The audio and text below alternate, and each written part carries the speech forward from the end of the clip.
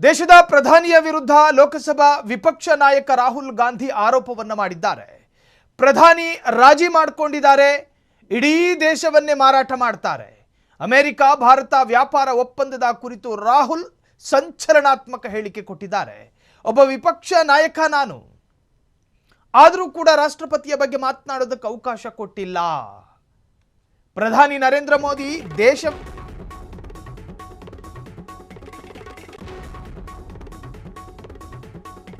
ದೇಶದ ಪ್ರಧಾನಿ ಈ ರಾಷ್ಟ್ರವನ್ನ ಮಾರಾಟ ಮಾಡೋದಕ್ಕೆ ಹೊರಟಿದ್ದಾರೆ. ಇವತ್ತಲ್ಲ ನಾಳೆ ದೇಶ ಮಾರಾಟ ಮಾಡ್ತಾರೆ.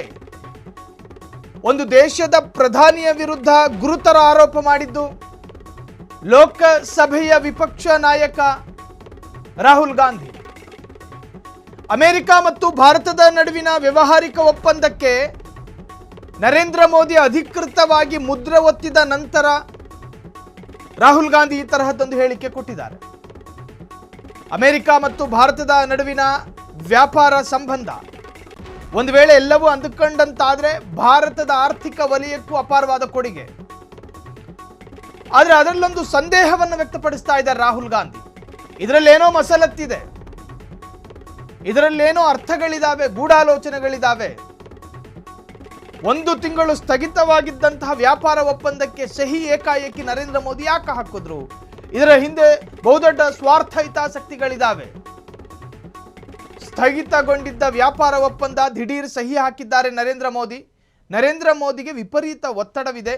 ಏಕಾಏಕಿ ವ್ಯಾಪಾರ ಒಪ್ಪಂದಕ್ಕೆ ಸಹಿ ಹಾಕಿದ್ದು ಆಶ್ಚರ್ಯ ತರುತ್ತಿದೆ ಎಂದ ರಾಹುಲ್ ಗಾಂಧಿ.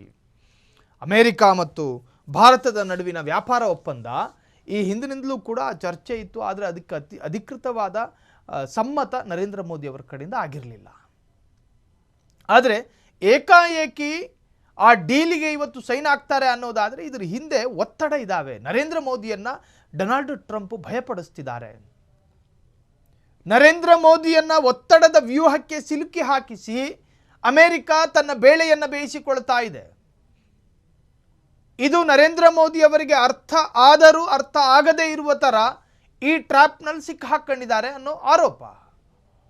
ರಾಹುಲ್ ಗಾಂಧಿ ದೇಶದ ಪ್ರಧಾನಿ ನರೇಂದ್ರ ಮೋದಿಯ ವಿರುದ್ಧ ಮಾಡಿರುವಂತಹದ್ದು ಈಗ ದೇಶದಲ್ಲಿ ಸಂಚಲನವನ್ನು ಸೃಷ್ಟಿ ಮಾಡಿದೆ.